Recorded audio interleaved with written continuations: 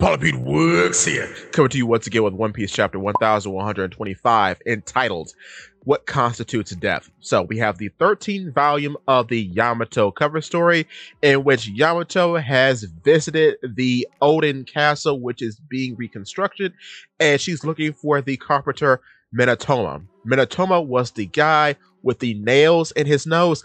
I think he was a joke character at one point, like Panda Man, if I'm not mistaken, but he was too a big part in Wano, and he was Franky's master, and Franky was his disciple during the time in which Franky was undercover. So it's kind of cool that he's a part of the story again, so to speak. I like that. So we'll see how that unfolds there. I'm just saying, it's really interesting how long this is.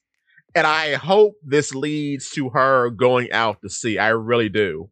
I really do hope she goes out to sea after everything's said and done. So we'll have to see. Maybe he'll build her a ship, you know? Who's to say? We'll have to find out. But yeah, the chapter takes us to Egghead. Lucy and Kaku are boarding a Cypherpole vessel. The Cypherpole agents question where Stussy is, and Lucy says she was killed in action. So Stussy has flown the coop. She is gone. I hope my theories are true. I did so many videos on her. I think she could be a Robin character. I think she might be stolen away on the vessel that the Straw Hats are on, going to Elbaf. And it fits her whole MO because she is a secret super spy.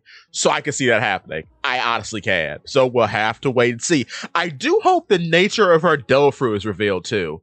There's so much interesting stuff about her. Check those two videos out, please, because there's so much to talk about and she's so interesting. But moving on, Saturn explains to the 9 vice admirals that the folly wasn't letting Juribani and the Straw Hats get away. The folly was letting that message from Vegapunk to broadcast all over the world. And as he's explaining this, we get a small flashback of how Saturn technically was the one who prevented the giant robot Emmett from being scrapped. So in a way, he ensured the rise of Joy Boy at this particular moment because he thought the robot was too interesting just to scrap for junk, which is his undoing ultimately, and we'll see about that in a few minutes.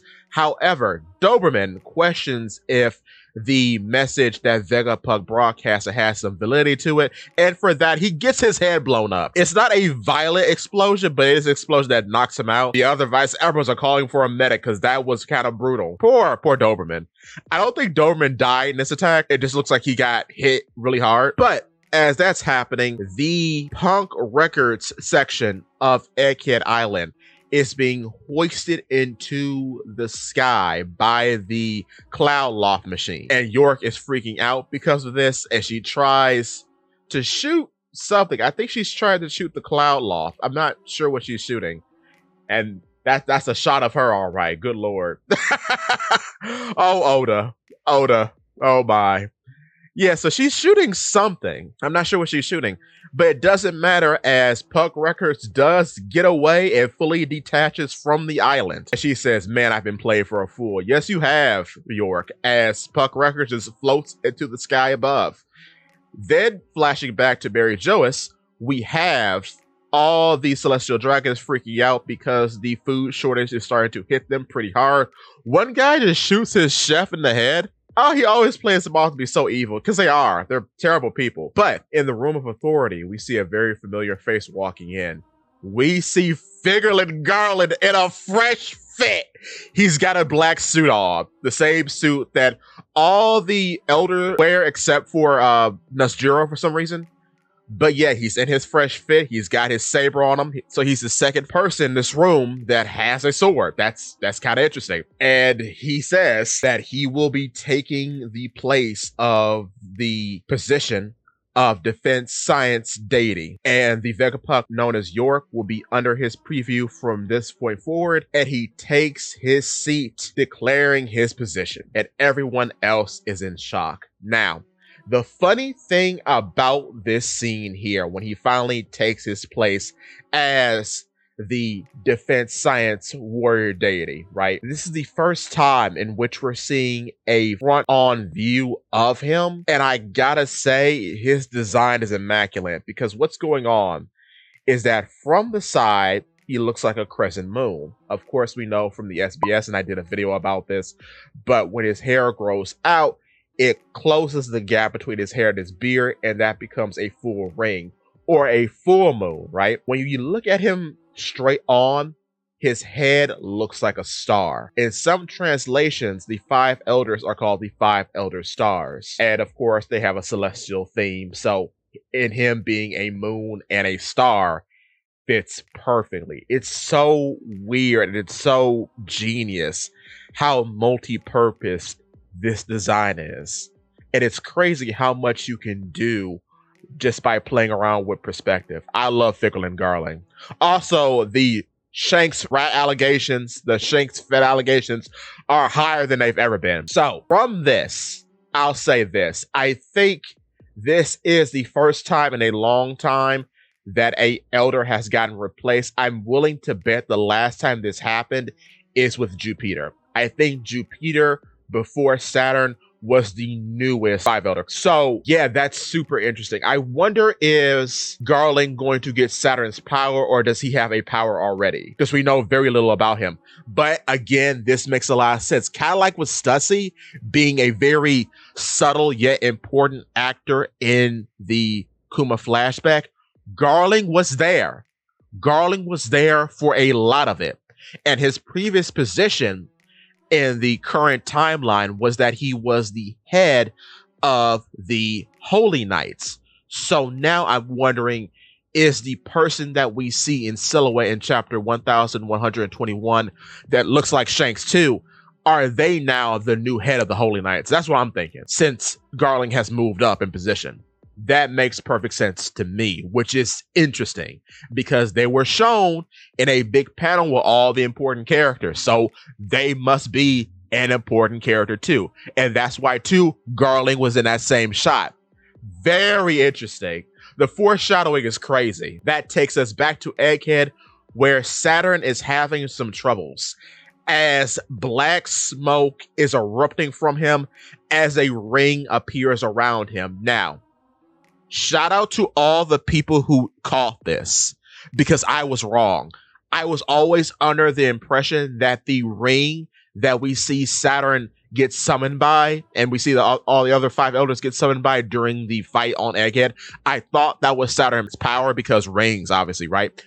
But that's not the case.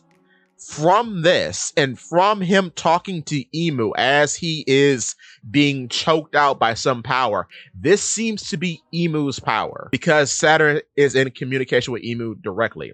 This also means that Imu is controlling the immortality of the five elders as well. Saturn is begging for forgiveness as he's being choked out because Imu is very displeased that any remnant of Joy Boy made it into the future. And Saturn is begging because he couldn't have anticipated this could have happened. However, it is his fault because if the robot was disposed of, the Windknight would not have made it, or the Windknight would have been discovered 200 years beforehand, and it wouldn't have played a vital role right here, right now in the conflict of the current day.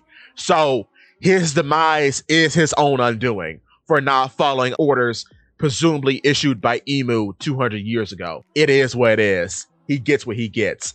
I'm glad there are stakes. I'm glad there is death here because Imu turns this man into a full-on skeleton. And it's weird too because as this is happening, it looks as though Haki is being emitted from the circle that Saturn is encased in. So I don't know, but he's dead. He's dead and gone, which is crazy. So yeah, I'm happy that consequences were issued. And from this point forward, it does make a lot of sense because Saturn was the only member of the five elders that got a lot of play during the events of Egghead. Because thanks to Kuma's flashback, he got a lot of character development. And he even gets continued character development in this very chapter. So, hey, if his role in the story is done, his role in the story is done.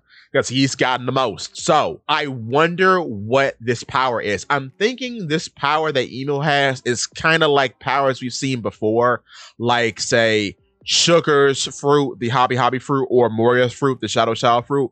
Because what it seems like is that this power can be given to others in order to use on others with the same clearance to use the power, if that makes sense.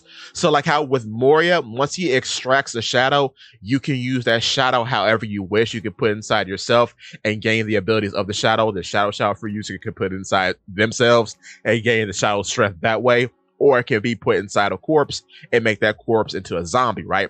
So maybe here you can give this power to other people, maybe in the form of a contract. But when you sign a contract with the one using this portal ring power, they have dominion over you as well. So you have free reign to use the portals as you wish, but then too, you are subjugated to be killed by said user. Kind of like with the hobby fruit too, I guess, because maybe when you sign a deal with the devil, you sign a contract, you also get immortality. Kind of like with the hobby fruit, it's implied that once someone is turned into a toy, they live forever, presumably until their toy body breaks down. So that's very possible that could happen. And we've seen fruits in the story before give you immortality, based on the situation Brook is in with the revive fruit, the Yomi no Mi. He has immortality. The Op fruit can give someone immortality. So it's not unprecedented that Devil fruits can give out immortality as an ability. Maybe with this fruit, which I think Emu most likely has a mythical zone. So maybe this mythical zone can just grant others different abilities and different dominion over said abilities. I don't know, but that seems to be the case here. And whatever it is, maybe it is related to 5, because it looks as though this is the same summoning circle depicted with 5 that Saturn was using the entire arc. So yeah, maybe Emu's Devil Fruit has something to do with 5 specifically. And Emu prefers having 5 people under them at all times. And from this chapter here, we see that they can just get rid of someone whom they don't like. So yeah, interesting stuff. Very interesting stuff. We cut back to Punk Records and the various Vegapunks that are Vegapunk Lilith and Vegapunk York have survived. Their consciousnesses, I guess, are stored in Punk Records. And this is the person that Lilith was communicating with, or the people that Lilith was communicating with during her time on the Elbaf ship. So yeah, she was in communication with them. And from the looks of it, man, you know what? Egghead is just full of body horror because all of this is awful. Okay, so Edison, Pythagoras, Atlas, and Shaka are all still alive. Technically, they come together in one body, which is a combination of all their parts, which is both funny and disgusting. It has Edison's head, Pythagoras' arm, Shaka's body and legs, Atlas's arm, and it looks like Atlas's jetpack. Disgusting. And they are securing Punk Records so it doesn't fall into the wrong hands, which I'm glad the world government loses this as well. Very good. So they only get York and the power plant. That's fine. Also, sadly, York is not going to be a Blackbeard pirate. I did a video on that, like 2 videos on that. That's a shame, but we'll see how the future pans out, because I do think Blackbeard should get a Frankie equivalent in the future, because no one seems to be that right now, but maybe somebody is. I don't know. But moving on with this, they are securing Punk Records and are depending on their allies to help them out. That's why they call up Harudes. Harudes is the guy with Witheria, the wizard guy that trained Nami in the past. And he was seen during the whole Vegapunk speech, so this makes a lot of sense. And maybe they're going to him in order to better secure Punk Records, maybe with better cloud technology or something. I'm not too sure. But their plan is to preserve Punk Records until the people of the world are ready for it. Kind of going on to that whole internet plan that Vegapunk talked about earlier on in the Egghead arc. We also get to see the replacements room and how they're going to throw all of York's replacement body parts out because they find them creepy. I do too, because we see two armless, headless torsos and legs of York. Full booba and everything. That's wild, bruh. I don't know about that, but this is the room where Atlas got her face from when it was damaged by Lucy earlier on in the arc. What a creepy room. There aren't a lot of Lilith parts in this room either. I think we see a Lilith head, which is, I hate this. I don't like this at all. Oh, goodness gracious. I hate Egghead for the body horror. The body horror is as worse as it's ever been. The body horror is as worse as it's ever been in One Piece. Good lord. This is disgusting. I hate this. We also see these square robot heads. I don't know who those are for. They kind of got the little turnkey that Pythagoras had, so I don't know what that's about. They look nothing like Pythagoras, though, because Pythagoras has a rounded head, and these are square, so I don't know. Yeah, it's weird. The room is weird. I can't wait to see this in the anime, though, because, I wonder how they're going to do it. Oh, goodness. Yeah, where are they dumping the York body parts off at? Can you imagine someone just fishing up a full human female torso somewhere? And also, this does clarify that they are mostly cybernetic, but due to Vegapunk growing organs, like flesh and blood organs, York still might be mostly biological. And there's less of her that's robot than other Vegapunks. I would say that for her and for Lilith, strangely, because Lilith has the least amount of parts in this one shot. So yeah, I don't know, but it's disgusting. Oh, I hate it. I hate this. Flashback to the Kawabaka Queendom, and the revolutionaries are just discussing what has been broadcasted by Vegapunk and discussing the importance of the One Piece as that could be connected to the ancient weapons. And we get to see Koala again, lovely Koala. But this is where, once again, Ivankov lets us know some very interesting information. How does this keep happening? Because let me remind you, Ivankov is the first one who tells us the full name of Imu. So now he's telling us that there are multiple big bridge structures being built around the world. And Tequila Wolf isn't the only bridge, because there's a Tequila Wolf, a Vodka Wolf, a Rum Wolf, and a Bourbon Wolf. What's interesting about this too is that I wonder if Vodka Wolf is in the Vodka Kingdom where Kaido is from originally. That's something to think about. But yeah, I guess these bridges were being meant to be built to a point, because there's 4 bridges. So north, south, east, west. So maybe there are bridges settled in 4 corners of the world, building to a particular point. I wonder why. Maybe they're to connect to Mary Joas or something, because they're supposedly meant to counteract the flooding, but I'm not really getting why they're being built. Like, for what purpose? Maybe as a land bridge to connect slaves to Mary Joas in order to serve celestial dragons, further subjecting them even after the world has ended. Maybe that's why. Really weird. But yeah, then Dragon says something for the first time in forever while he looks east, and he says, Vegapunk, among those who heed your warning, many will act out of self-interest, not peace. We must hurry and achieve victory for our cause before the people of the world kill each other to secure habitable land. Which makes sense, because now everyone knows, like, oh, the world is flooding.